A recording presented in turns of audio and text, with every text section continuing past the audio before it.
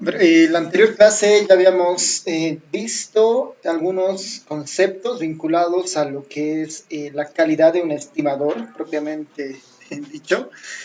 Habíamos visto varios conceptos, ¿no? Entre tal vez los principales, el concepto de insesgadez, ¿no? El concepto de insesgadez era uno de los básicos. Después teníamos la idea de eficiencia, ¿no? Cuando la varianza de un estimador es menor que cualquier otro estimador, ¿no? Con el que se contrasta, entonces decimos que ese estimador es más eficiente. Esto con la mente de que nuestros estimadores finalmente tratan de aproximarse a parámetros poblacionales mediante una muestra y al tener un escenario de muestras posibles, estamos trabajando con estimadores que son finalmente funciones, ¿no? O son variables aleatorias con sus propios comportamientos, ¿no? Y sus distribuciones muestrales, ¿no? Después habíamos visto lo que era el error cuadrático medio como una medida que nos permitía ver el grado de alejamiento entre el estimador y el parámetro, ¿no? Y nos introducía la idea de que este error cuadrático medio finalmente era la varianza del estimador más el sesgo, ¿no? Si un estimador es insesgado, pues significa que el error cuadrático medio coincide con la varianza, ¿no? Dado que el término del sesgo no es significativo, bueno, prácticamente cero, digamos, no interesa en nuestra ecuación. Y después habíamos visto la cota de Kramer-Rao, ¿no? Que eh, era un criterio que nos devolvía de un set de, bueno, nos permitía evaluar si un estimador postulado, ¿no? Alcanzaba dicha cota. ¿No? Pensábamos que ese estimador es el mejor estimador, ¿no? Dado el mejor estimador insesgado y además de mínima varianza, ¿no? Decíamos que aquel estimador que alcanza la cota de Kramer-Rao justamente tenía esta particularidad, ¿no? Ahora, una de las limitantes, ¿no? Por decir, de la cota de Kramer-Rao es que para encontrar dicha cota, eventualmente nosotros tenemos que conocer la forma, ¿no? De la función de densidad de nuestros datos, ¿no? O la función de probabilidad. Tenemos que nosotros conocer con qué función estamos trabajando. En el ejemplo que habíamos visto era finalmente suponiendo que los datos se comportaban como una normal, queríamos verificar si el estimador de la media para el promedio poblacional era un estimador que justamente alcanzaba esta cota de Kramer-Rao, ¿no? Y verificábamos que efectivamente era cierto, ¿no? La varianza de este estimador alcanzaba justamente la cota de Kramer-Rao. Ya con esto en mente, lo que vamos a aprender ahora es eh, vamos a aprender a hacer estimaciones, ¿no? O a proponer estimadores, ¿no? O a proponer estimadores de las distribuciones que nosotros hemos ido viendo en Estadística 1. En Estadística 1, si recuerdan, han visto casi todo un tema destinado a distribuciones discretas, distribuciones continuas, ¿no? Y recordarán que han visto la Bernoulli, la binomial, la geométrica, hipergeométrica, han debido ver la distribución de Poisson, ¿no? La exponencial, la gamma, la beta, ¿no? Que son finalmente distribuciones estadísticas bastante populares, comunes, ¿no? Normalmente se la ve en los cursos de estadística 1 porque estas distribuciones tienen la característica de que se adaptan bastante bien a ciertos problemas en específico, ¿no? Como la Poisson, por ejemplo, modela el comportamiento de alguna variable discreta en un intervalo continuo, ¿no? ¿Cuántas personas llegarán a la fila de un banco en una hora, por decir, ¿no? O cuántas llamadas recibirán los bomberos, ¿no? En un día determinado, ¿no? Son los ejemplos clásicos de la distribución de Poisson. Y estas distribuciones, en el fondo, tienen, bueno, normalmente cuando se lo estudia en Estadística 1, se asume, ¿no? que muchos de esos datos son conocidos. Para hacer aquí un pequeño diagrama, ¿no? Vamos a abrir una pizarrita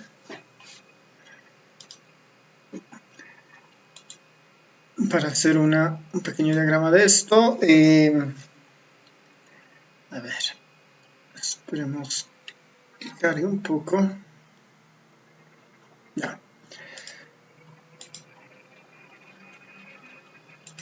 Por ejemplo, ¿no? Nosotros cuando estudiamos alguna de las variables convencionales, lo primero que salta normalmente es la idea, ¿no? Nosotros decimos x, sea x una variable aleatoria, tal que esta x se distribuye Poisson, digamos, ¿no? Se distribuye Poisson con parámetro lambda, por ejemplo, ¿no? Es algo que es bien común que hemos ido haciendo seguramente en estadística 1, ¿no? O sea, x es una variable aleatoria que se le distribuye como una Poisson con parámetro lambda, ¿no? No, hemos visto, no sea x una variable aleatoria, tal que esta x se distribuye como una binomial, por decir, ¿no? Como una binomial, con parámetros n y p, por ejemplo, ¿no? Con parámetros n y p. ¿No? También hemos visto casos, ¿no? Sea x una variable aleatoria, tal que esta x se distribuye normal con media mu y varianza sigma. Entonces, normalmente nosotros cuando hacíamos esto en estadística 1, ¿no? Estábamos implicando que nuestros datos, ¿no? Finalmente nuestra variable, x hace referencia a los datos que nosotros tenemos al alcance, pueden ser explicadas por un determinado modelo, ¿no? Por un modelo que normalmente tiene una forma funcional, ¿no? Sabemos qué forma tiene una Poisson, una binomial, una normal, ¿no? Ya sea una exponencial que tiene igual un parámetro lambda, ¿no? O sea, es otra variable aleatoria, tal que esta x igual puede distribuirse tal vez como un uniforme, por decir, ¿no? Hemos visto varias distribuciones en estadística 1, ¿no? Podría ser como una distribución uniforme con parámetros A y B, ¿no? Cuando nosotros hemos visto esto en estadística 1, ¿no? Cuando nosotros hemos visto esto en estadística 1, a ver, un momentito, creo que se escucha entrecortado, dice, ¿se escucha mejor ahora? Permítame con el micrófono. ¿Sí? ¿Me escuchan? ¿Todo bien? Ah, súper. Sí, sí. El micrófono un poco se mueve algo y creo que se desconecta. Ya. A ver, como les decía, esto lo han debido ver en estadística 1, que básicamente después de casi los últimos temas, ¿no? Ustedes ven que es una probabilidad, después ven que es una variable aleatoria, ¿no? Y después de la variable aleatoria conocen que esta tiene sus diferentes propiedades y cuando nosotros postulamos estas distribuciones, ¿no? La Poisson, binomial, normal, exponencial, ¿no? Estamos diciendo que los datos por ahí tienen este comportamiento, ¿no? Pueden ser modelados por este tipo de distribuciones. Entonces, nosotros en el fondo muchas veces decimos, ¿no? Esta X se distribuye de alguna manera, digamos, de alguna manera, le voy a poner punto, ¿no? De alguna manera que no sabemos, ¿no? Distribución punto, cualquier cosa. Nosotros tratamos de estudiar, ¿no? ¿A qué se refiere con esa distribución, ¿no? Que es discreta, es continua. Y otra característica de estas distribuciones son que finalmente están acompañadas muchas veces de lo que son parámetros, ¿no? De lo que son parámetros. Tita 1, tita 2, por decir, ¿no? X se distribuye de alguna forma, ¿no? Y esa distribución tiene consigo algunos parámetros, ¿no? ¿Qué son los parámetros? Son finalmente valores constantes que modelan nuestra función de densidad, digamos, ¿no? Esta distribución finalmente, si fuera un caso continuo, es la f de x, ¿no? Y si fuera un caso discreto, sería pues, la distribución de las probabilidades en los determinados puntos, ¿no? Estos parámetros son los que modelan el comportamiento de nuestra probabilidad, ¿no? De nuestra variable aleatoria, ¿no? En este caso, en la de Poisson, por ejemplo, tiene un parámetro, lambda, ¿no? Puede ser nuestro tita 1. La binomial tiene dos parámetros, n y p, ¿no? Aquí tenemos un tita 1, nuestro tita 2. La normal tiene también dos parámetros, tita 1, tita 2. La exponencial tiene un parámetro, tita 1. La uniforme tiene dos parámetros, un tita 1 y un tita 2, ¿no? Entonces, estas características que nos daban de la distribución, en el fondo para nosotros son parámetros, ¿no? que modelan el comportamiento de nuestros datos, ¿no? Que modelan el comportamiento de nuestros datos. ¿No? Si recuerdan, en el caso de la normal, ¿no? el mu da la posición, ¿no? Da dónde se encuentra el centro de la distribución, y el sigma nos da un poco la variabilidad que está relacionada con un poco la forma de la curva, ¿no? Mientras más pequeña sea el sigma, en teoría la normal va a estar mucho más concentrada alrededor de la media, ¿no? Y si el sigma es mucho más grande, entonces va a haber una dispersión mucho más fuerte, ¿no? Entonces, estos son los parámetros, ¿no? que hemos ido estudiando en estadística 1, asumiendo que tenemos los datos de interés, ¿no? Ahora, es razonable, ¿no? Pensando que estamos en el espacio de muestras, ¿no? En el espacio de muestras, que eh, nosotros, si tuviéramos acceso a toda la población, ¿no? Si tuviéramos acceso a toda la población y efectivamente esos datos se comportaran como una, no sé, como alguna de estas distribuciones, ¿no? Efectivamente tendríamos los parámetros como tal, ¿no? Porque los parámetros, no se olviden que son valores poblacionales, ¿no? Son valores poblacionales. Sin embargo, la pregunta es: ¿qué pasa cuando yo tengo una muestra? ¿No? ¿Qué pasa cuando yo tengo una muestra? Entonces, si yo tengo, ¿no? una muestra aleatoria, una de las dudas será de esta distribución que yo estoy interesado, ¿no? en modelar, y no puedo yo tener acceso a estos parámetros que definen a mi distribución que estoy observando. Algo razonable será que yo pueda estimar estos parámetros, ¿no? Algo razonable será que yo pueda estimar estos parámetros con la información muestral, ¿no? Con la información muestral. Entonces, lo que vamos a hacer ahora es conocer los métodos para estimar estos parámetros de distribuciones conocidas, ¿no? Eso es lo que vamos a hacer ahora, ¿no? Como no tenemos el parámetro, no tenemos acceso a toda la población y tenemos una muestra aleatoria de ciertos elementos, x1, x2 hasta xn, entonces es razonable utilizar la información de mi muestra para aproximar de alguna manera mis estimadores y mi función, ¿no? Vamos a asumir que la función es conocida al menos, ¿no? O sea, sabemos que es Poisson o binomial o normal, pero no sabemos qué forma tendrán sus estimadores, ¿no? En los ejercicios normalmente de estadística 1 nos decía, ¿no? Sea X que se distribuye Poisson, ¿no? Con un lambda igual a 5, ¿no? Ya nos daban el valor de lambda, por ejemplo, ¿no? En el caso de estadística 1, ¿no? Ya nos decían, este lambda es igual a 5, por decir, ¿no? Nosotros ahora vamos a aprender, bueno, de dónde sale esto, ¿no? Este 5, ¿no? Cómo yo a la lambda le asigno 5, utilizando la información de mi muestra aleatoria, ¿no? De mi muestra aleatoria. Eso es lo que vamos a aprender ahora, ¿no? Y esos son los métodos que normalmente se llaman los métodos de estimación, ¿no? Son lo que se llaman los métodos de estimación. Vamos a volver a nuestros apuntes para un poco repasar.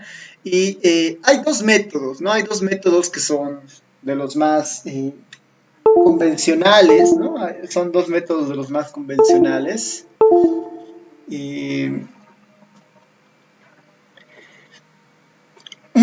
Obviamente algunos son mejores que otros, ¿no? Hay otros tipos de métodos también, pero vamos a ver los dos métodos así, que están en el plan de estudio, y además que son los más tradicionales, ¿no? El mejor de los dos métodos que vamos a ver es el método de máxima verosimilitud, ¿no? Es el método de máxima verosimilitud. Pero después de ese vamos a ver lo que es el otro método, que es el método de momentos. Es el método de momentos, y vamos a ver también el método de máxima verosimilitud.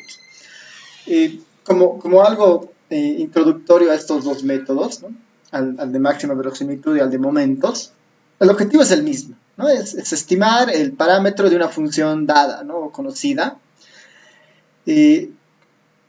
con la particularidad de que los dos métodos eventualmente tal vez me den dos estimaciones distintas, ¿no? por cómo funcionan. Sin embargo, ¿no? Este método de máxima verosimilitud, como su nombre dice, ¿no? Trata de maximizar la verosimilitud, ¿no? La verosimilitud se la puede entender como un sinónimo de probabilidad o de, bueno, se la puede entender como un sinónimo de probabilidad, digamos, ¿no? Que maximiza la probabilidad o que maximiza, finalmente, es un estimador que me garantiza, ¿no? Tener un buen desempeño dada mi función de probabilidad o mi función de densidad, ¿no? El método máximo verosimilitud tiene esa particularidad. No por nada, ¿no? Este método es uno de los, bueno, entre los dos, entre el de momentos y el de máxima verosimilitud, este método es posterior al de momentos, ¿no? El de momentos se lo postula primero en el tiempo y después un autor sale y postula el de verosimilitud, que es el que permanece actualmente y se lo sigue utilizando con mucha fuerza, ¿no? Y es un método así del siglo XIX, ¿no? Que tiene el objetivo de encontrar un parámetro, bueno, encontrar un estimador de un parámetro de alguna función determinada a partir de los datos, ¿no? A veces ni siquiera es tan necesario tener la función, sino los mismos datos son útiles, ¿no? Para hacer las estimaciones que uno ve, ¿no? Incluso, ¿no? Si bien es cierto, nosotros vamos a ver parámetros de funciones convencionales, este método se aplica harto en la economía o en la econometría, ¿no? Cuando uno quiere eh, encontrar las estimaciones de las varianzas o las estimaciones de los coeficientes de una regresión o de un determinado modelo lineal, ¿no? Entonces, fácilmente esto se puede utilizar en otros campos de estudio, ¿no? Estamos en el escenario de que tenemos una muestra aleatoria, ¿no? Ahí, y además tenemos una muestra aleatoria de una variable de interés, ¿no? Tenemos una variable de interés, ¿no? Y suponga que X es una variable aleatoria, ¿no? Tenemos una variable aleatoria con una determinada distribución, ¿no? Que por el momento podemos pensar que es conocida, ¿no? Supongo que X es una variable aleatoria con distribución f de x tita. Noten que esta función, ¿no? Al ser su función de densidad de la variable aleatoria, ¿no? Está en función de la variable aleatoria y eventualmente tal vez de algún parámetro o parámetros, ¿no? Que le dan la forma a la distribución, ¿no? Como el lambda, como el mu, como el sigma, ¿no? Como esos parámetros que le dan la forma. Y nosotros asumimos que obviamente este tita, ¿no? Dado que es una variable aleatoria, ¿no? Poblacional, o que modela una determinada situación, es poco común, ¿no? Conocer el parámetro, ¿no? Normalmente casi no se la conoce a menos que se tenga la información completa, entonces un buen supuesto ahí es pensar que este parámetro es un parámetro desconocido, ¿no? Entonces, bajo este escenario, imaginemos que seleccionamos una muestra aleatoria de X, ¿no? Una muestra aleatoria, ¿no? Sean X1, X2 hasta Xn, variables aleatorias, ¿no? Cada una de estas son variables aleatorias, por lo que hemos visto de las distribuciones muestrales, el concepto de que cada elemento que pertenece a la muestra, ¿no? Dada una distribución, dada una determinada variable, es independiente entre ellas, entonces podemos decir que estas X son variables aleatorias independientes e idénticamente distribuidas, ¿no? Cada una de estas X se va a distribuir de la misma forma en la que se distribuye pues la X de la cual proviene, ¿no? de su origen, ¿no? Se distribuyen como variables aleatorias, independientes, idénticamente distribuidas, ¿no? Eso lo habíamos llamado esta I y D, ¿no? Ahora, como X, ¿no? Tienen esa distribución como la X, ¿no? Y tenemos este tamaño de muestra de N, ¿no? Como hay este principio de independencia, ¿no? Como hay este principio de independencia, yo fácilmente podría escribir la función conjunta de mi muestra aleatoria, ¿no? Es eso por el capítulo 1, ¿no? De distribuciones conjuntas y sus propiedades, yo podría escribir la distribución conjunta de estas n variables aleatorias, ¿no? Que provienen de mi muestra. Obviamente, como cada una de ellas tiene su propia distribución y esa distribución está definida por tita, ¿no? Y además, como son independientes, yo esta distribución conjunta la podría escribir como el producto de las distribuciones marginales, ¿no? Es algo que habíamos aprendido en el capítulo 1, básicamente, de la materia, ¿no? Yo esto lo puedo escribir como el producto de sus marginales. ¿Por qué? Por el principio de independencia, ¿no? Por el principio de independencia. Además, no se olviden que son idénticamente distribuidas, ¿no? Es decir, que la distribución de esta es exactamente igual a esta, simplemente cambia ¿no? La variable, ¿no? De este es x1, de esta será x2, ¿no? Y así hasta una xn. A esto le podemos denominar una L, ¿no? una función L, porque noten que cuando yo obtengo una muestra, ¿no? Al momento de que yo obtengo una muestra, ¿no? ¿no? Pensaremos que tenemos una muestra y nosotros observamos, ¿no? Vamos a poder observar el valor del x1, vamos a poder observar el valor del x2, ¿no? Vamos a poder observar los valores de la muestra, ¿no? Si yo ahora tomo una muestra de 5 estudiantes y les pregunto la edad, ¿no? Yo al momento de hacer efectiva mi muestra, yo conozco o yo voy a conocer el valor de estas x1 eventualmente, ¿no? Eventualmente yo las voy a conocer, ¿no? Mientras no las conozca, estas son las distribuciones muestrales, si quieren, la configuración de todas estas muestras puede ser distribuciones muestrales, pero el momento que yo obtenga la muestra y les pregunte la edad y anote el número, yo ya voy a tener el valor como tal de estas x1, x2. ¿No? Por lo tanto, esta función, ¿no? Podemos pensar que estas x van a ser como conocidas, dado que se selecciona la muestra, y el único valor desconocido en esta función vendría a ser el parámetro θ, ¿no? Porque las x las voy a conocer eventualmente cuando yo haga la recolección de la muestra. Entonces, estas funciones en el fondo tienen, este producto lo podemos denotar como una función dependiente exclusivamente del θ, ¿no? Dependientemente del θ, y bueno, lo que nos interesaría, por ejemplo, debería ser cómo nosotros encontramos el mejor valor del θ dada esta forma funcional, ¿no? Entonces, el estimador de máxima verosimilitud, finalmente, ¿no? Lo que dice es, si tú tienes esta composición de tu distribución conjunta, ¿no? Y tienes tu función L de θ, ¿no? El mejor estimador de θ va a ser el que maximice esta función, ¿no? El mejor estimador de θ va a ser el que maximice esta función. Ese es el concepto que está detrás del método de máxima verosimilitud, ¿no? El estimador de máxima verosimilitud de θ es el valor que maximiza la función L de θ.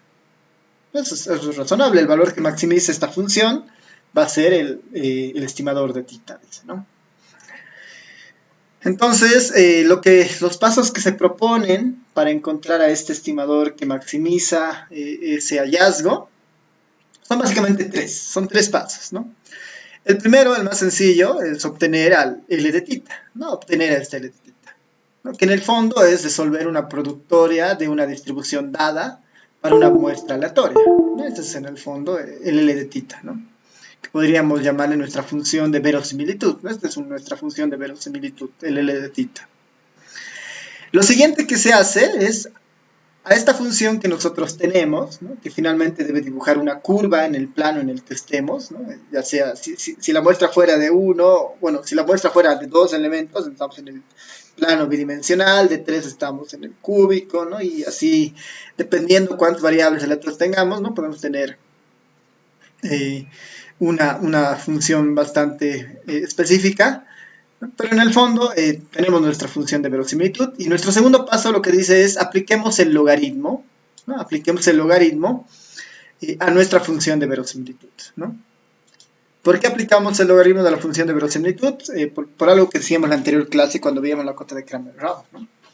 Esta transformación, ¿no? Esta transformación nos va a garantizar encontrar de manera más rápida al máximo de una función, ¿no? El logaritmo lo que hace es básicamente acelerar el proceso de encontrar un máximo, ¿no? Y de alguna manera garantizarnos, ¿no? que lo que hayamos encontrado igual sea un máximo, ¿no? Entonces el logaritmo es una transformación que tiene ese objetivo en particular, ¿no? Porque, básicamente por la naturaleza de la misma función logarítmica, ¿no? Y la forma que tiene, ¿no? Si notan, la función logarítmica normalmente tiene un solo máximo, ¿no? En algún punto de su distribución. Y bueno, como en cálculo 1, para encontrar un punto que hace máximo una función, aplicamos derivadas, ¿no? Una vez que tenemos nuestra función, ¿no? Logaritmo de la verosimilitud, resolvemos la ecuación, que es básicamente sacarle la derivada de nuestro logaritmo de la función de verosimilitud, ¿no? La derivada respecto a lo que desconozco. Las x eventualmente las voy a conocer, ¿no? El único valor desconocido va a ser el parámetro que yo estoy tratando de estimar, ¿no? Acá lo que me está pidiendo el ejercicio, pidiendo el método en realidad es encontrar al valor que hace máximo esta función a partir de las derivadas, ¿no? Derivo igual a 0, ¿no? Y despejo de esta ecuación el θ, ¿no? Notarán que el θ va a estar entonces en función de las x, ¿no? Y de algunas características de la función con la que estemos trabajando, ¿no? Esto asumiendo que nosotros tenemos un solo parámetro de interés, ¿no? Tenemos un solo parámetro de interés. Como lo habíamos dicho aquí en nuestro grafiquito, ¿no? La Poisson, por ejemplo, tiene un solo parámetro de interés. La exponencial tiene un parámetro de interés, ¿no? Pero, ¿qué tal si nuestra función tiene dos parámetros de interés? Como en este caso la normal, por ejemplo, ¿no? La normal tiene dos parámetros de interés, el mu y el sigma. La binomial tiene dos parámetros de interés, el n y el p, ¿no? La multinomial, ¿no? La multinomial tiene p parámetros de interés, ¿no? P1, P2, P3, P4, P5, ¿no? Tiene así p parámetros de interés la multinomial. Entonces, ¿qué pasa si tenemos más de un parámetro de interés, ¿no? Pues en el caso que tengamos más de un parámetro, los pasos son similares, ¿no? Los pasos son similares, salvo el último, donde se resuelve la ecuación, ¿no? Porque ahí ya no tenemos que derivar solo una vez. Bueno, no tenemos que derivar solamente a un parámetro, sino que deberíamos derivar respecto a los otros parámetros que también hay, ¿no? Entonces, de manera general, si tuviéramos más de un parámetro, igual obtenemos la función de verosimilitud como el producto, ¿no? De las marginales. Calculamos el logaritmo de mi función de verosimilitud. Y respecto a esta función empezamos a derivar para θ1, para θ2, hasta un θp, ¿no? Hasta un θp, que seguramente será nuestro último parámetro, ¿no? Entonces, en el caso de tener más de un parámetro y querer, ¿no? Encontrar su estimador simultáneamente, deberíamos hacer eso, ¿no? Deberíamos hacer eso. Pues a ver, voy a abrir un ratito el código donde están los apuntes para que ahí podamos ver algunas cosas, ¿no?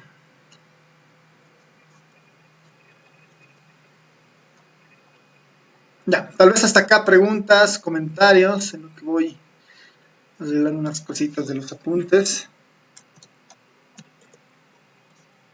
¿Todo claro?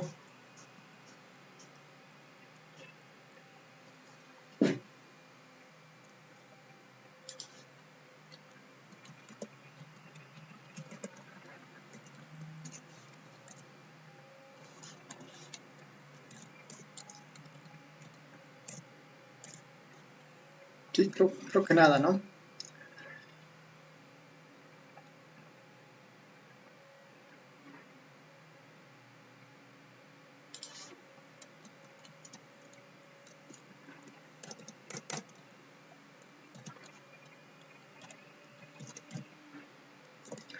Ya. Entonces, veremos un caso, veremos uno de los casos más sencillos que hay, ¿no? Para empezar, ¿no? Podemos empezar viendo el caso discreto, ¿no? El caso uno de los más sencillos que hay, ¿no?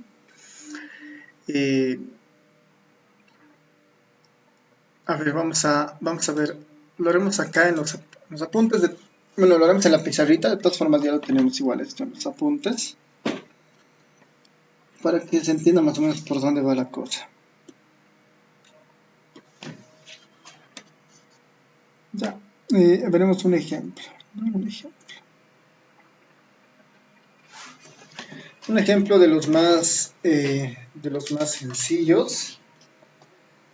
¿Alguien recuerda que era una distribución Bernoulli? ¿O qué era la distribución Bernoulli? ¿O para qué se usaba? Más o menos cuál era el sentido que tenía la distribución Bernoulli.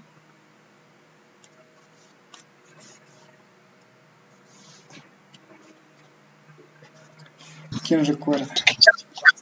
La probabilidad de éxitos. Eso, ¿no? ¿Éxitos de qué, pero? Se modelaba, ¿no? Sea X, vamos a decir que se distribuye Bernoulli, ¿no? Bernoulli. ¿Qué parámetros tenía la distribución Bernoulli?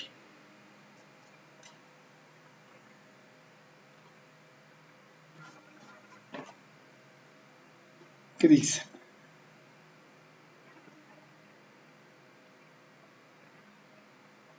La distribución Bernoulli era de las más sencillas, ¿no? Tenía un único parámetro que era el P, ¿no?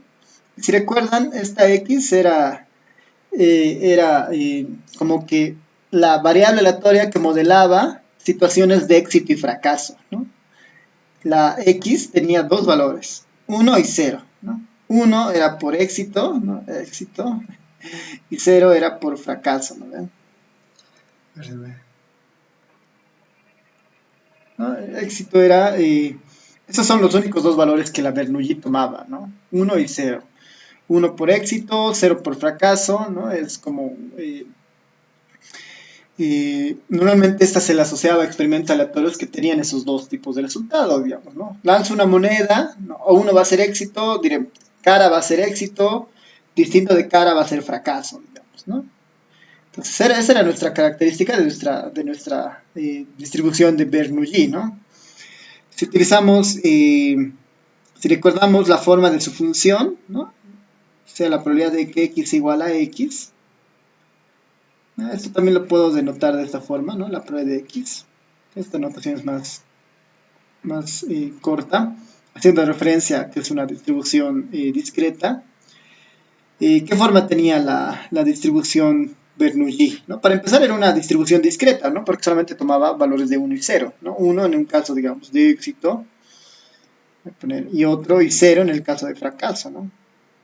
Y 0 en el caso de fracaso, ¿no? Esa era normalmente la idea de la Bernoulli, ¿no? Éxito y fracaso.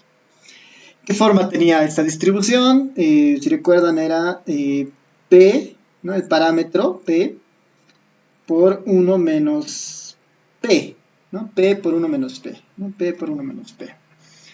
Y aquí arriba tenía X y 1 menos X, ¿no? De tal manera que, ¿cuál es la probabilidad de éxito? ¿No? Entonces aquí deberíamos pedir, ¿no? Si en este ejercicio vemos a cuál será la probabilidad de éxito con la probabilidad de 1. Esto era P elevado a la 1 de 1 menos P de 1 menos P de 1 menos P de 1 menos 1, ¿no? Y esto simplemente es P, ¿no ven? ¿Cuál es la probabilidad de fracaso? ¿No? La probabilidad de 0. Esto era P elevado a la 0 de 1 menos P de 1 menos 0 y esto era 1 menos P, ¿no? Y esa era nuestra probabilidad de fracaso, ¿no? Entonces está un pequeño lag de los apuntes. P elevado a 0 y 1 menos P de 1 menos 0, ¿no? Y ese será 1 menos P simplemente. Finalmente el P1, ¿no? P1, la probabilidad de éxito era P, la probabilidad de fracaso era 1 menos P, ¿no? Esta era estadística 1, ¿no? Estamos en este escenario, ¿no? Donde nuestra variable es X y quisiéramos saber qué forma tendrá esta P, ¿no? ¿Cómo estimo yo esta probabilidad de éxito? ¿Cómo estimo yo esta probabilidad de éxito? ¿No? Si fuera, por ejemplo, si fuera el lanzamiento de una moneda, ¿no? Uno está tentado a que la probabilidad de que salga cara en una moneda, digamos, pensando que eso es éxito, S igual a 0,5, ¿no? Eso estaría uno tentado a hacer.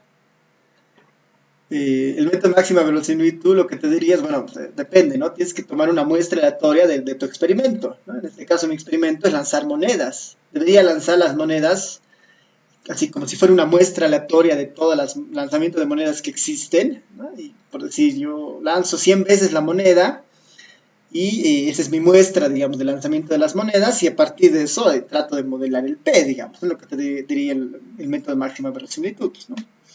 ¿Qué tal si X es la variable aleatoria de que si una persona tiene COVID o no tiene COVID, por ejemplo?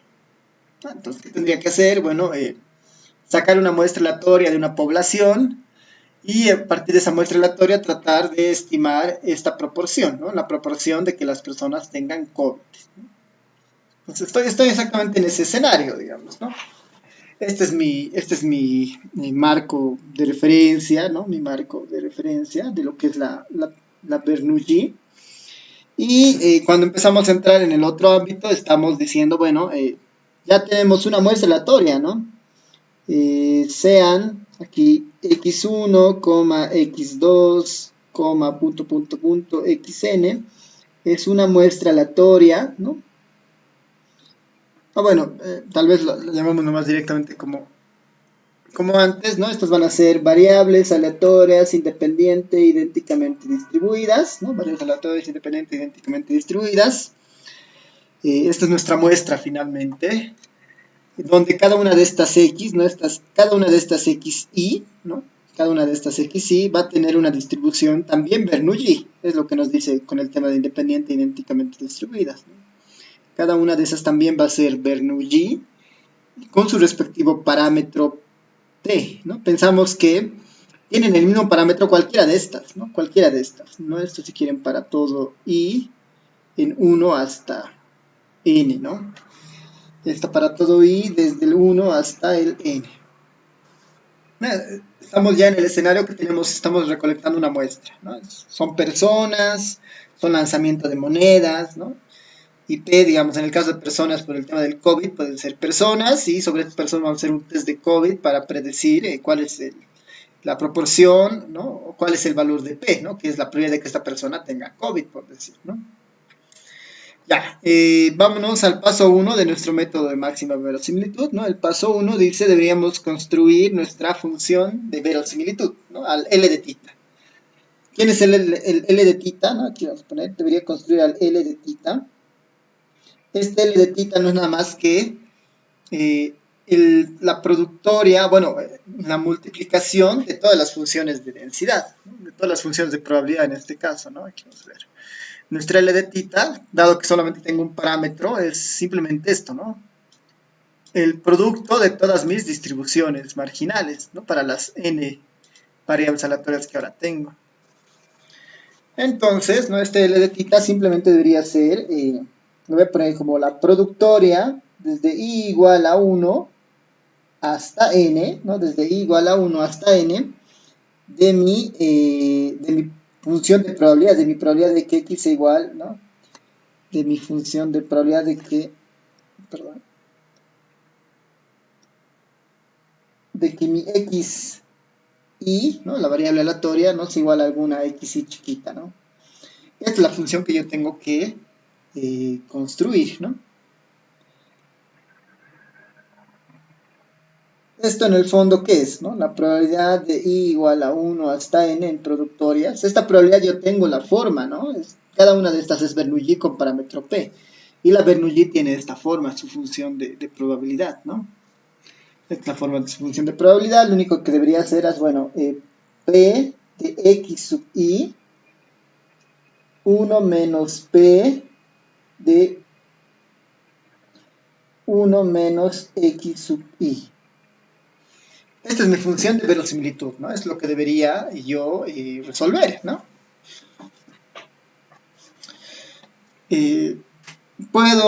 Finalmente son bases iguales, ¿no? Los exponentes se suman, ¿no ve? Si tengo una productoria, bases iguales, los exponentes se suman.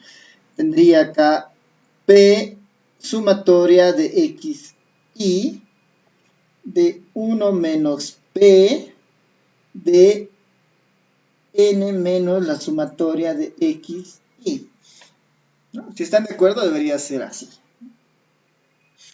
La sumatoria de xy, 1 menos p, ¿no? N menos la sumatoria de xy. Aplicando la productoria a todas. ¿No? Y ya está, ¿no? Este es mi primer paso, ¿no? Tener mi función L de tita, ¿no? La función de verosimilitud lo más despejada posible, ¿no? Vámonos al segundo paso, ¿no? Vámonos al segundo paso. Al segundo paso es sobre esta función, ¿no? Sobre esta función yo le aplico el logaritmo, ¿no? Le aplico la función logaritmo a mi función de verosimilitud.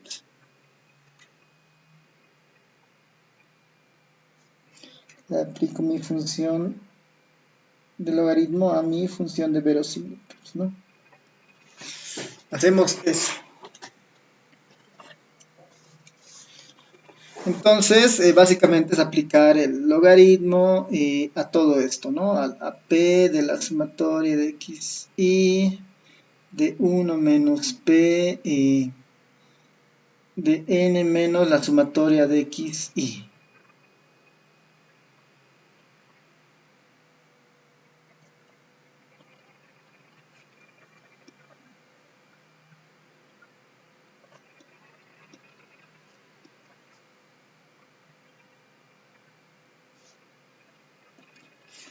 Por propiedades de la función logaritmo, yo puedo el producto separarlo en la suma y los exponentes bajarlos, ¿no? Si están de acuerdo, esto es igual a la sumatoria de xy del logaritmo de p, la sumatoria de xy del logaritmo de p, más n menos la sumatoria de xy del logaritmo de 1 menos p, ¿no?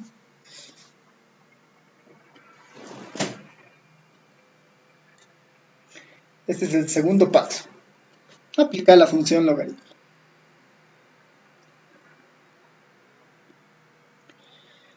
Tercer paso. Y el último también, ¿no? Dice que yo debería hacer la derivada del logaritmo de la función de verosimilitud, ¿no? Debería ser la derivada de la función del logaritmo de verosimilitud.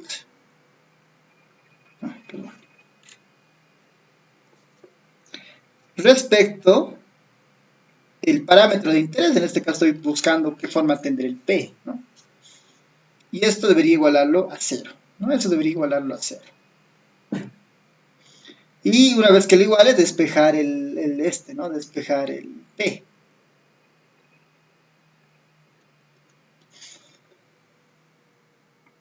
Ya, a ver, eso trabajo por ustedes. Les voy a dar unos 5 minutitos, ¿no? Y eso, para que esto lo deriven respecto de p. Esto lo deriven respecto de p. Y después despejen el p, ¿no? Lo igualen a 0, ¿no? La derivada de esto lo igualen a 0 y después despejen el valor de p. Y me digan a qué es igual, ¿no? A qué es igual. Pero unos 5 minutitos para que ustedes lo hagan. Y después lo hacemos conmigo también, ¿no? Son las 3 y 4 hasta las 3 y 9. Es derivar esto respecto de p, igualar a 0 y despejar p, ¿no? Porque p es lo único desconocido, la muestra eventualmente la vamos a tener, ¿no? Adelante.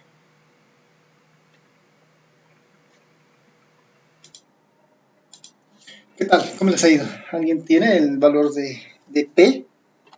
O, bueno, la forma de p en realidad.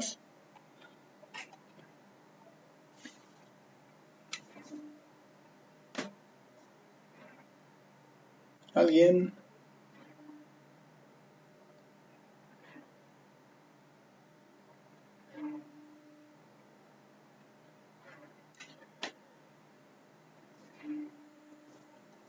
¿Qué dicen?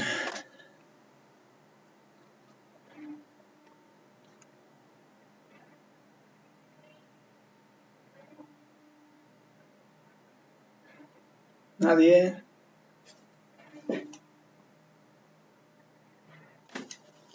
Ahí está. Está bien. Adrián Alberto dice la sumatoria de xy sobre n. ¿Qué es eso al final? Es esa sumatoria, ¿qué les recuerda? ¿Qué definición les recuerda?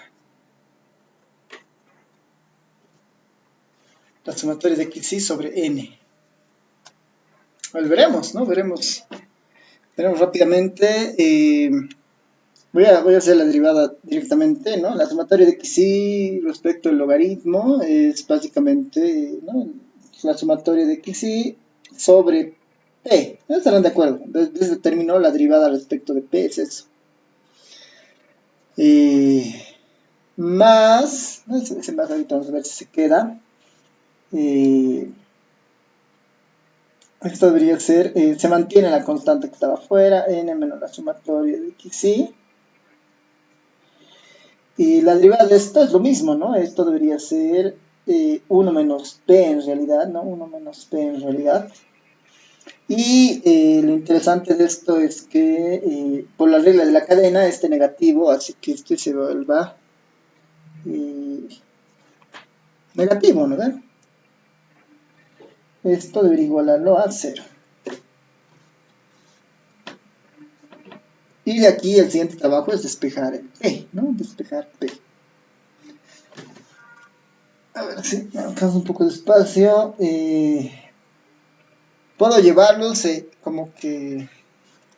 Puedo llevarlos ambos términos a algún lado. Ah, bueno, igualarlos, ¿no? La sumatoria de x y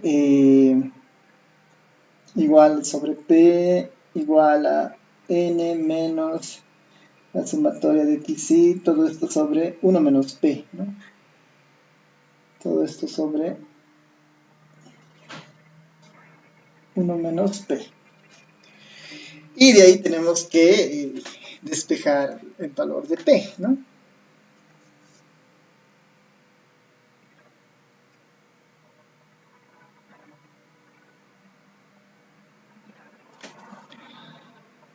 Ya, eso está más fácil. A ver, si despejamos de ahí la p, ¿a qué llegamos?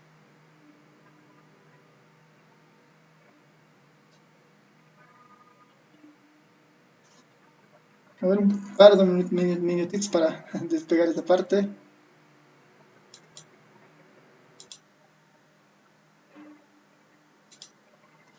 Ya, entonces, a ver, ya se han debido dar cuenta. Voy a tratar de aprovechar toda la hoja hasta que se acabe. Vas a multiplicar el 1 menos p con la sumatoria de xy y el p con este lado, ¿no? Aquí abajo vamos a tratar, perdón, de hacer eso. La sumatoria de xy por 1 menos p sería la sumatoria de xy menos p de la sumatoria de xy, ¿no? Si multiplicamos este con este. Esto va a ser igual, ¿no? Esto va a ser igual a p por n menos, por todo esto, ¿no? P por esto. Va a ser p sub n menos p de la sumatoria de las xy. Y en este escenario tendríamos que esta se va a ir con todo esta, ¿no? Y a lo que llegaríamos es que aquí despejamos la n, ¿no? Tendríamos p es igual a la sumatoria de las xy, ¿no? La sumatoria de las xy sobre n, ¿no? Esta sumatoria de las xy, no se olviden que viene desde acá, ¿no? La sumatoria de xy sobre n, ¿no? Este es, si quieren, sobre la muestra, ¿no? Este es sobre la muestra. Todo el tiempo esto es sobre la muestra, sobre la muestra. Esto sería la sumatoria de xy sobre la muestra, ¿no? Y dado que ya he despejado y esto está en términos de la muestra, este sería el estimador, ¿no? Este sería el estimador de P, ¿no? P era el parámetro, en mi caso este sería el estimador de P, ¿no? Ese sería el estimador de P. Lo voy a poner acá nomás, ¿no? Entonces, el P sombrero no sería nada más que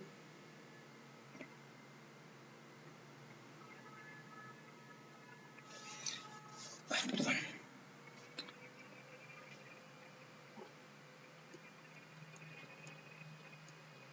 Ya, ahora sí, ¿no? Finalmente, el P estimado sería la sumatoria sobre la muestra, ¿no? Sobre la muestra de las x y todo esto dividido entre n. Y eso noten que no es nada más que el x bar, ¿no? Eso noten que no es nada más que el x bar, que es la media muestral, ¿no? La media muestral. Entonces, para estimar la proporción de éxito, ¿no? De un determinado experimento Bernoulli, deberíamos recolectar una muestra y a partir de esa muestra calcular la media muestral, ¿no? No se olviden que esta xy, ¿no? Esta xy básicamente es 1 en el caso de éxito y 0 en el caso de fracaso, ¿no? En el fondo, más que la media muestral en particular, esta es la definición de una proporción, ¿no? Si recordaban, eran como que casos, eh, así, ¿no? Era la cantidad de casos asociados al fenómeno A sobre la muestra dividido entre el tamaño de la muestra, ¿no? Porque la proporción finalmente es un caso particular del promedio, ¿no? Entonces, con eso resolveríamos el estimador de máxima verosimilitud para esta Bernoulli, ¿no? Con nuestros tres pasos vistos, ¿no? Es establecer la función de verosimilitud, el logaritmo, la diferencial, igualar a cero y despejar, ¿no? Y con eso llegamos a nuestro estimador, ¿no? Que sería básicamente este. De eso se trata el estimador de máxima verosimilitud, ¿no? De eso se trata el estimador de máxima verosimilitud, ¿no? Seguir esos pasos y implementarlos. A ver, por el caso acá en los apuntes está exactamente el mismo ejemplo, ¿no? Está con la distribución Bernoulli también, hasta que llegamos que finalmente el estimador, ¿no? Este estimador de P había sido el promedio, ¿no? Bueno, sí, esto está... Ya, esta en particular es otra, ¿no? Está en el ejemplo la geométrica, ¿no? Está en el ejemplo la geométrica, lo que nosotros hemos visto es la Bernoulli, ¿no? Creo que la Bernoulli está aquí abajo, sí, aquí está la Bernoulli, ¿no? La de aquí arriba, por si acaso, es la geométrica, ¿no? Como otro ejemplo que pueden revisar, ¿no? Veremos de esta otra, veremos de la Poisson, esa la podremos, se las puedo dejar igual como un ejercicio que puedan ver ahora. Ya, un ejercicio para ustedes.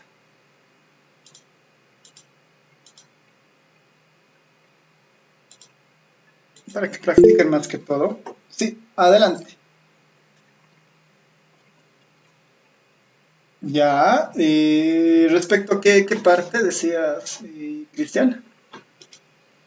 Esto.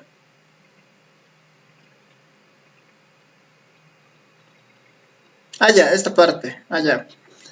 En el fondo, lo que nos dice nuestro ejemplo es que para estimar la proporción, ¿no? de una Bernoulli, la estimamos mediante la media muestral, ¿no? Mediante la media muestral. Esa es finalmente la conclusión del método de máxima verosimilitud, ¿no?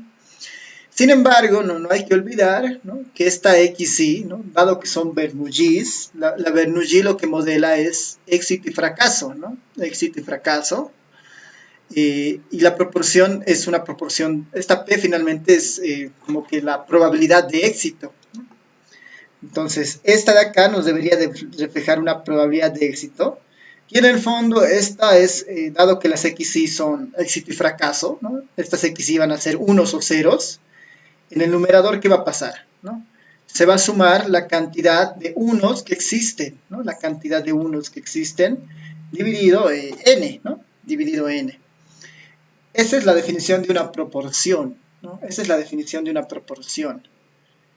¿Qué es una proporción? ¿No? La cantidad de eventos favorables o de una característica A, digamos, ¿no? Sobre n. Es la definición de una proporción. Si mi ejercicio estaba vinculado al tema del COVID, por ejemplo, ¿no? La probabilidad de que yo en una población tenga o de que una persona tenga COVID, finalmente dice que debería, en una población dada, debería calcularse de esta forma, dice, ¿no? ¿Cómo es? En este caso dice, debería sumar, ¿no? Las XY. 1 si la persona tiene COVID, 0 si no tiene COVID, ¿no? En el numerador voy a tener todas las personas que tienen COVID, ¿no? Del total de mi muestra. Es lo mismo de acá, ¿no? La definición de una proporción. Cuento la cantidad de personas con COVID dividido entre n, ¿no? Entonces, finalmente, por el caso en particular que estamos, ¿no? Esta media muestral en realidad es una proporción, ¿no? Es una proporción muestral, ¿no? Esa aclaración, dado que nuestras XY son dicotómicas, ¿no? Son ceros y unos. Como éxito y fracaso, ¿no? Pensando que estamos en la Bernoulli.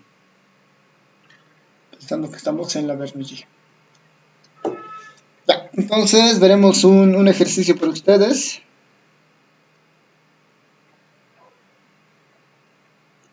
Un ejercicio.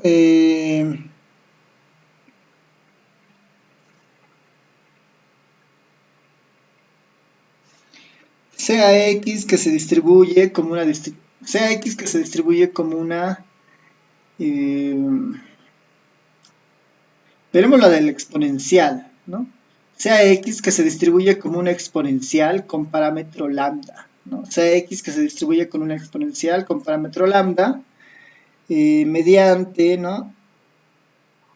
Mediante el método de máxima verosimilitud,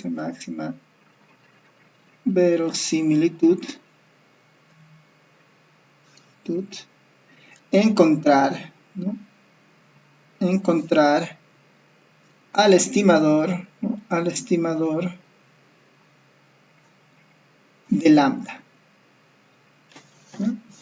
X que se distribuye como una exponencial de parámetro lambda mediante el método de máxima verosimilitud de encontrar al estimador de lambda. A ver, ese como ejercicio para ustedes, les voy a dar unos 10 minutos, ¿no? Son las 13:25 hasta las 3:35, hasta eh, para que tengan el estimador.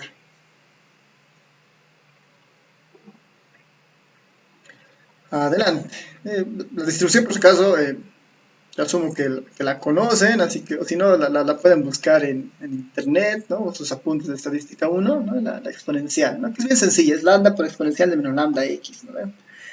Y la x se mueve en el infinito, pero igual, ¿no? Es asumir, tenemos una muestra de tamaño n y empezar a hacer los pasos que hemos hecho antes. Bueno, unos 10 minutitos para esto y de ahí vemos, si no, conmigo para cómo resolverlo. Adelante.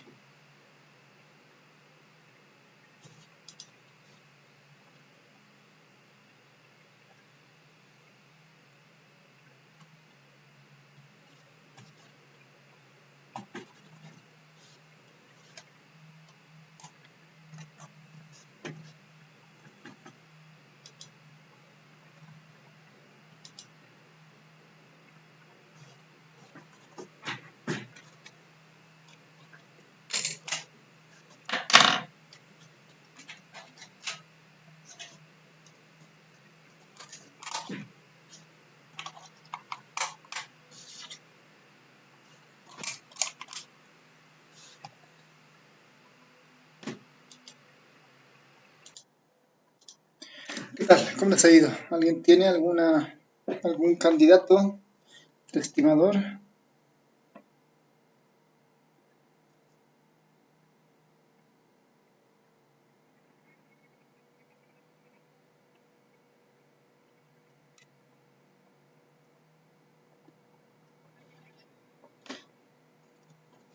Es la media muestral elevado a un menos 1. A ver, Adrián postula la media muestral elevada a la menos 1. ¿Alguien más por ahí? Tal vez. Ya, vamos a hacer la solución.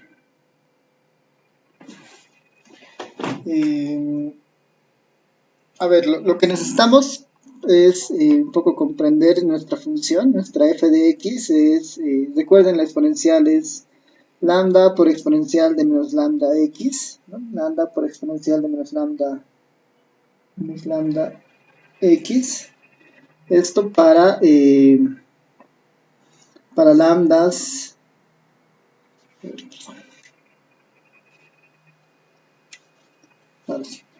lambda por exponencial de menos lambda x.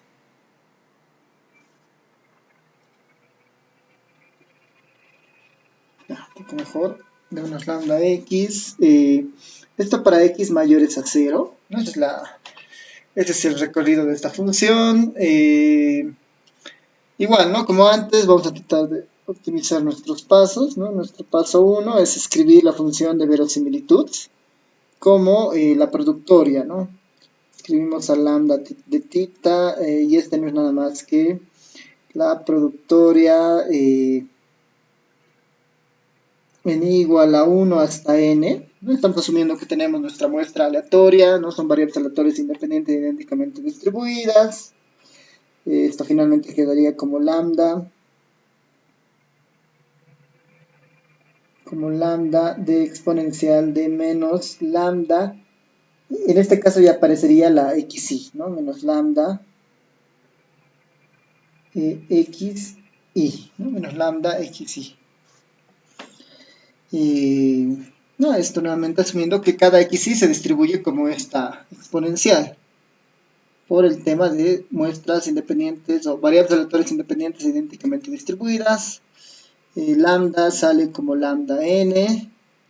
Y en el numerador, bueno, y con la exponencial lo que tendría es...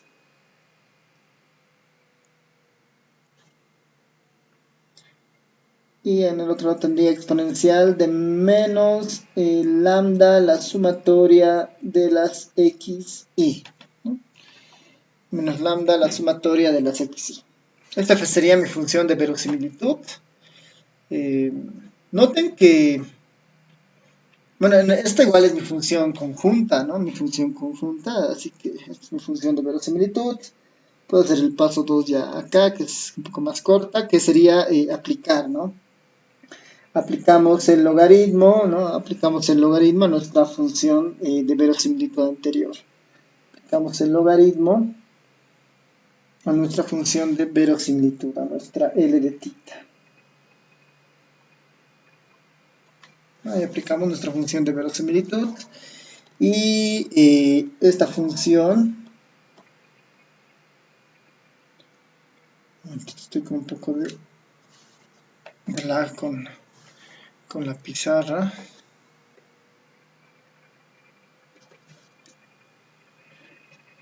De L de tita ahí, ¿no? Si aplicamos el logaritmo, lo voy a aplicar directamente, ¿no? Igual, por propiedades del logaritmo se separa en la suma y tendría algo como n logaritmo de lambda. N logaritmo de lambda. En el otro caso el menos va a aparecer porque baja el exponente. Bueno, ni siquiera, ¿no? Es el logaritmo con el exponencial se van ahí directamente, así que si bajas directamente todo esto. Menos lambda la sumatoria de xi, ¿no? Menos lambda la sumatoria de xi. Es directamente eso. Y el siguiente paso debería ser, esto yo lo derivo, ¿no? Lo derivo respecto de lambda, que es el valor desconocido, ¿no? En mi tercer paso yo derivo esto respecto de lambda. En el primer caso tendría algo como n sobre lambda menos la derivada del otro, que sería simplemente menos la sumatoria de las x sub i. Esto hay que igualarlos a 0. Y de aquí hay que despejar el lambda, ¿no? Esto tendría como n lambda igual a la sumatoria de las x sub i, ¿no? N de lambda de la sumatoria de las x sub i. Y esto lo puedo ver como 1 sobre lambda de la sumatoria de las xi sobre n, ¿no?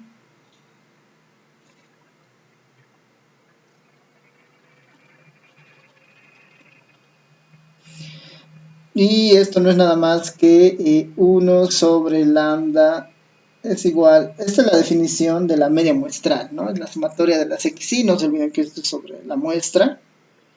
Esto es sobre la muestra, aquí lo que tendría es 1 sobre lambda de la media muestral, ¿no? Del x barra, ¿no? Y si despejo finalmente lambda de acá, tendría lambda es igual a 1 sobre x barra, ¿no? O lo que su compañero decía, x barra a la menos 1, ¿no? X barra a la menos 1. Y ya está, ¿no? Ese sería nuestro estimador de lambda. Como este es el estimador, entonces le vamos a poner un sombrerito, ¿no? Este es el estimador. Finalmente, entonces, si yo quiero modelar bueno, si sé que la variable de origen se distribuye como una exponencial y quiero estimar el parámetro, lo hago utilizando la media muestral, ¿no? 1 sobre la media muestral, ¿no? Para estimar a lambda. 1 sobre la media muestral para estimar a lambda. Ya. Entonces, este sería nuestro método de máxima verosimilitud. Ya, con estos dos ejemplos creo que es suficiente. Igual en los apuntes, por si acaso, hay algunos otros ejemplos más de otras distribuciones, ¿no? Ahí está de la Poisson, aquí está de la exponencial, que es la que acabamos de hacer. Está también de la normal, que es interesante porque igual esta tiene, esta es para ambos parámetros desconocidos, y un poco justamente muestra los estimadores, ¿no? Vayámonos al método de momentos, ¿no? Vayamos al método de momentos, que es el segundo método de estimación. El método de momentos es mucho más sencillo que el método de máxima verosimilitud. Sin embargo, ¿no? Por temas de eficiencia, el método de máxima verosimilitud es un tanto mejor, ¿no? En algunos casos devuelve, van a ver, el mismo estimador, tanto el de momentos como el de máxima verosimilitud. Así que son ambos métodos interesantes. Hay como un poco de historia. Este método en particular, ¿no? Este método de momentos, fue desarrollado, ¿no? En 1894, ¿no? Imagínense que estamos a más de 100 años, ¿no? Por Pearson. Mientras que el método de máxima verosimilitud, que es ampliamente más usado, ¿no? Ese es el que más se utiliza en la actualidad prácticamente. Es el método de Fisher, que, bueno, lo postuló Fisher en 1912, ¿no? Ambos métodos tienen más de 100 años de antigüedad. Se siguen utilizando ampliamente para encontrar o estimar parámetros de distribuciones. Y tal como lo dice este método, ¿no? Momentos, ¿no? Existen dos tipos de momentos cuando trabajamos con estadística. Son momentos respecto a la media, ¿no? Y son momentos respecto al origen, ¿no? Hay momentos respecto a la media y hay momentos respecto al origen. Respecto al origen, por ejemplo, ¿no? Se refiere básicamente un poco a la diferencia que existen de los datos respecto al origen, en este caso respecto al cero, digamos, ¿no? Y los momentos respecto a la media es cada dato diferenciado su promedio, ¿no? Normalmente esos momentos coinciden con la varianza, con la simetría y la kurtosis, ¿no? Esos tres estadísticas están vinculadas con momentos respecto a la media al cuadrado, respecto a la media al cubo, respecto a la media a la cuarta, ¿no? Pero los momentos respecto al origen son bastante más sencillos, ¿no? En el caso de distribuciones continuas, ¿no? El primer momento, que la podemos denotar como μ1, simplemente es equivalente a la esperanza matemática de x. Este es el primer momento respecto al origen. El segundo momento será el μ2, será la esperanza de x al cuadrado. Y el késimo momento será el μ de k, será la esperanza de x elevada a la k, ¿no? Normalmente estos son los momentos respecto al origen, ¿no? Aquí podemos recordar un poco de esa parte. No, hay dos tipos de momentos. Están los momentos respecto al origen y los momentos respecto a la media. En el método de momentos se utilizan específicamente los que están respecto al origen, ¿no? No hay como que está la esperanza de x elevado a la k, ¿no? Estamos diciendo que este es el momento respecto al origen, por ejemplo, ¿no? Estamos diciendo que este es el momento késimo respecto el origen. Y esta otra, que es la esperanza de x menos la esperanza de x, todo esto elevado a k. Este igual es el momento, ¿no? Este es el momento késimo respecto respecto a la media, ¿no? Respecto a la media. Esos dos tipos de momentos en estadística. Si notan, con k igual a 2 es la varianza, con k igual a 3 es un pedazo de la asimetría, con k igual a 4 es parte de la kurtosis, ¿no? Este con k igual a 1 es básicamente la media o la esperanza de x, ¿no? Con k igual a 2 la esperanza de x al cuadrado y así, ¿no? Entonces, para el método de momentos utiliza este principio finalmente, ¿no? Utiliza este valor principalmente, ¿no? La esperanza, bueno, los momentos respecto al origen, ¿no? Eso los utiliza principalmente, ¿no? ¿Cómo trabaja este método? Igual asumimos que tenemos una muestra aleatoria, ¿no? Sea x1, x2, una muestra aleatoria de tamaño n de una variable aleatoria x, ¿no? Podemos definir los k primeros momentos de una distribución, ¿no? El primer momento, el segundo momento, el késimo momento. Noten que el μ1, μ2, μ3, no, perdón, el μ1, μ2, μk son los momentos respecto al origen de la variable x, ¿no? De la variable original, si quieren, ¿no? De la que estamos observando, de la poblacional, si prefieren, ¿no? Son los momentos de la distribución, finalmente, ¿no? Son los momentos de la distribución. Ahora, ¿qué tal si nosotros nos aproximamos a esos momentos utilizando la muestra, ¿no? Utilizando la muestra, ¿no? Sacamos la muestra de tamaño n y utilizando la muestra nos acercamos al primer momento. ¿Cuál sería su equivalente al primer momento? Simplemente sería el equivalente a la esperanza de x para el primer momento debería ser la sumatoria de las xy sobre n, que no es nada más que la media muestral. El segundo momento respecto al origen sería la sumatoria de xy al cuadrado sobre n. El késimo momento sería la sumatoria de las xy a la k sobre n. Estos son los equivalentes a los momentos, pero ya para una muestra, ¿no? Equivalentes a los momentos respecto al origen, ¿no? Pues aquí estamos diciendo, si tenemos una muestra aleatoria, ¿no? Si tenemos una muestra aleatoria, en nuestro késimo momento, digamos, ¿no? Nuestro késimo momento, pensando en la muestra, no será nada más que la sumatoria de las x sobre la muestra, ¿no? De las xy elevado a k sobre n, ¿no? Este es el késimo momento sobre la muestra. Este de acá era sobre la función de densidad, ¿no? Sobre la función de probabilidad finalmente. Ahora, si estuviéramos trabajando sobre el momento respecto a la media, este sería, ¿no? Este sería como la sumatoria de xy menos x barra elevado a la k sobre la muestra sobre n, ¿no?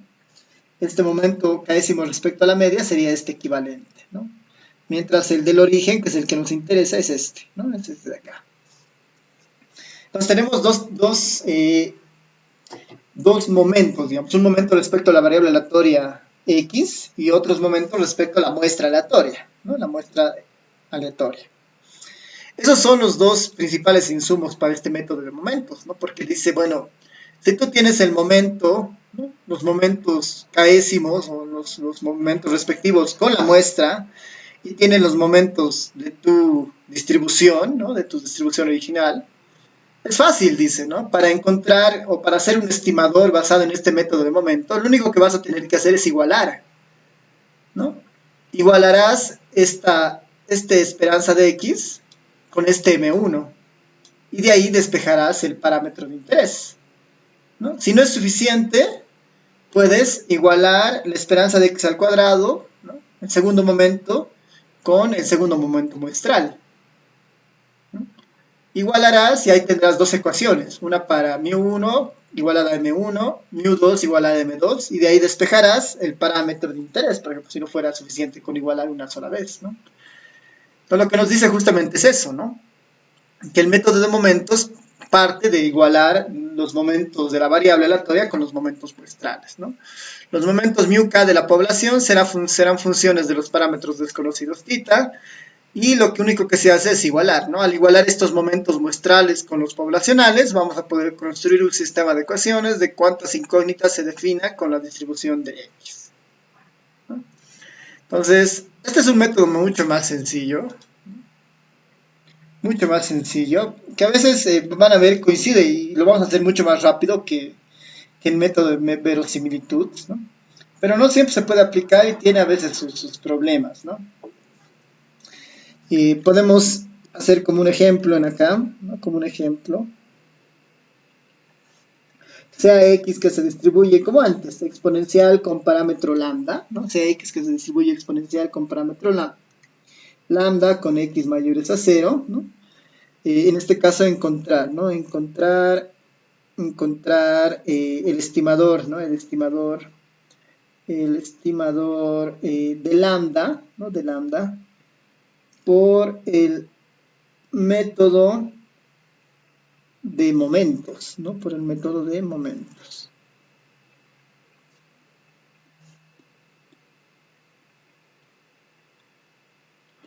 La solución, ¿qué es? Tenemos que igualar el μ1 con el m1. Ver si esto es suficiente, ¿no? Para resolver. El μ1 para nosotros, ¿quién es? Es la esperanza de x, ¿no? Este es el del poblacional o el de la variable original, ¿no? Es la esperanza de x, que ahorita vamos a ver quién es. Y el m1 para nosotros, ¿quién era? Era la sumatoria de las xy sobre n, ¿no? Este no es nada más que la media muestral, ¿no? Este no es nada más que la media muestral. ¿A qué es igual el valor esperado de una exponencial? ¿Quién recuerda? ¿A qué es igual el valor esperado de una exponencial? No, pues lo único que nos está faltando es encontrar este, ¿no? El valor esperado de una exponencial. Si no recordamos, deberíamos tratar de encontrarlo, ¿no? El valor esperado de x, ¿no? El valor esperado de x, ¿no? El valor esperado de esta. El valor esperado de esta x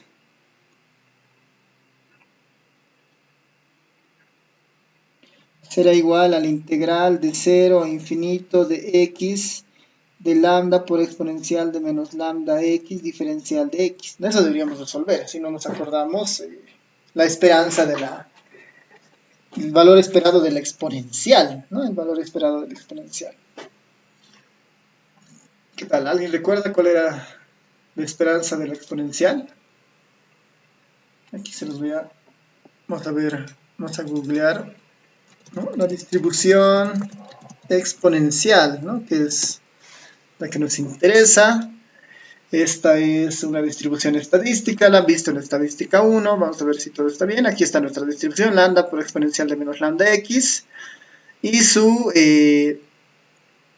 esperanza está acá, ¿no? La esperanza de una exponencial había sido 1 sobre lambda, ¿no? 1 sobre lambda. ¿No? Si no lo recuerdo, nuevamente tendríamos que resolver esto, ¿no? Pero, viendo que eso es de estadística 1, la esperanza de x había sido 1 sobre lambda, ¿no? Esta esperanza de x es 1 sobre lambda. Ese dice que es igual a x barra. Si despejamos esta ecuación lambda, vamos a tener lambda es igual a 1 sobre x barra, o lo que es lo mismo x barra a la menos 1. Y este es nuestro estimador, ¿no? Este es nuestro estimador. El estimador de lambda por el método de momentos había sido la media muestral elevada a la menos 1, ¿no? O 1 sobre la media muestral. Noten que ha sido bien rápido comparado con el método de verosimilitud del mismo caso, ¿no? El verosimilitud igual era medio corto, pero el de momentos ha sido muy rápido, ¿no? Eventualmente, si no conocen, bueno, si no recuerdan el valor esperado, ¿no?, de una distribución, habría que resolver la esperanza de x y encontrar el valor de lambda, ¿no? Como ven, el método de momentos es bastante sencillo de aplicar, ¿no? Y en este caso, para la distribución exponencial, estamos encontrando el mismo estimador que el método de máxima verosimilitud, ¿no? Ambos métodos, tanto el de momentos como el de verosimilitud, nos dicen que el estimador de lambda es el mismo, ¿no? Eso no siempre es real, ¿no? O sea, eso no siempre ocurre, ¿no? A veces tienen diferencias en algunos estimadores, pero es cuestión ya de elegir, digamos, alguno de esos dos métodos, ¿no? ¿Cuál parece más razonable o más rápido, ¿no? O mejor, tener los dos y hacer las comparaciones respectivas, ¿no? Para ver si eventualmente son los mismos o hay alguna diferencia. Porque el siguiente paso a este debería ser, bueno, ya tenemos un estimador. ¿Será que este estimador es insesgado? ¿No? ¿Será que el estimador que encuentra el método de máxima verosimilitud o el método de momentos es un estimador insesgado? ¿Será un estimador eficiente? ¿Será un estimador que alcanza la cota de Kramer-Rao? ¿No? Eso sería como que pasos siguientes para un poco evaluar la calidad de lo que estamos encontrando. Ya. Entonces, bueno, con eso hemos visto ya los dos métodos de estimación que existen, ¿no? Así que ya la siguiente clase vamos a entrar al siguiente componente, que son los intervalos de confianza, ¿no? De todas maneras, en los apuntes hay varios ejemplos, ¿no? Está un ejemplo para la geométrica, hay ejemplos para otras distribuciones, y ya la siguiente clase vamos a empezar directamente con la estimación por intervalos de confianza, ¿ya? Así que este método del momento de máxima verosimilitud y momentos, trátenlos de ir practicando. Hay varios ejercicios en el libro respecto a esto, ¿no? Ya hemos visto los conceptos, pueden verlo también con la auxiliar, otros ejercicios más, ¿no? Ya conmigo el día miércoles empezaríamos con los intervalos de confianza. Ok, así que no sé si existen preguntas, comentarios hasta esta parte, ya para ir cerrando la clase.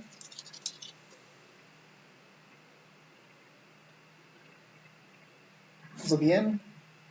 Hice una consulta, pero más que nada respecto al examen. No sé si podría preguntar. Claro, claro.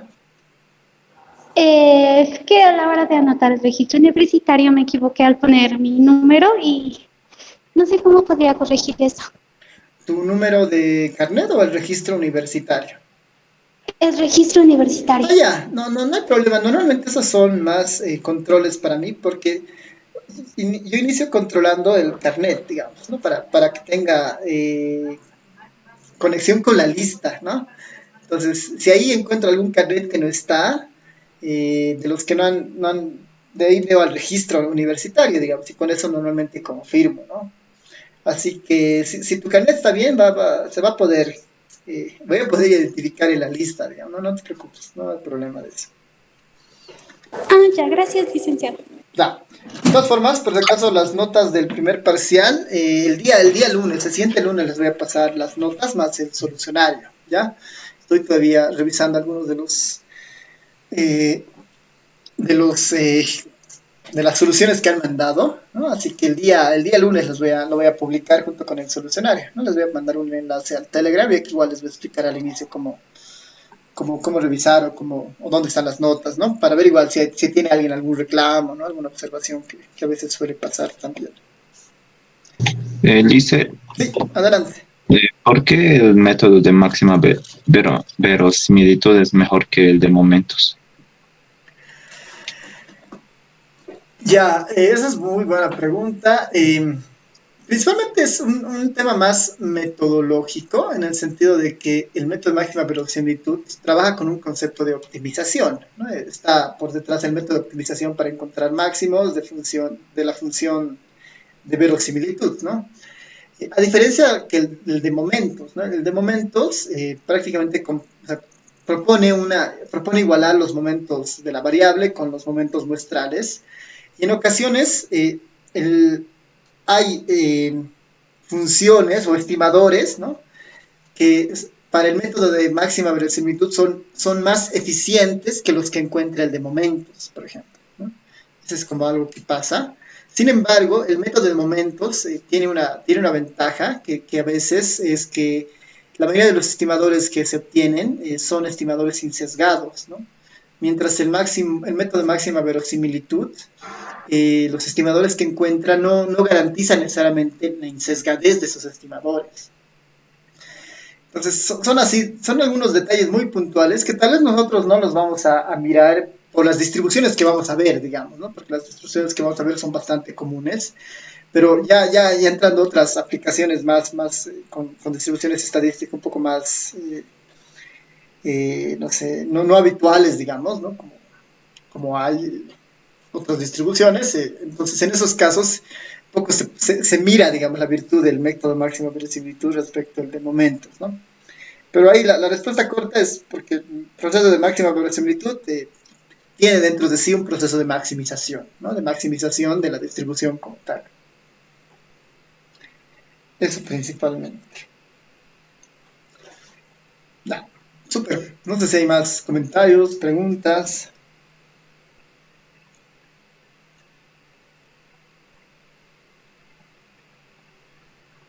Ya. Entonces, vamos a terminar acá y nos vemos el día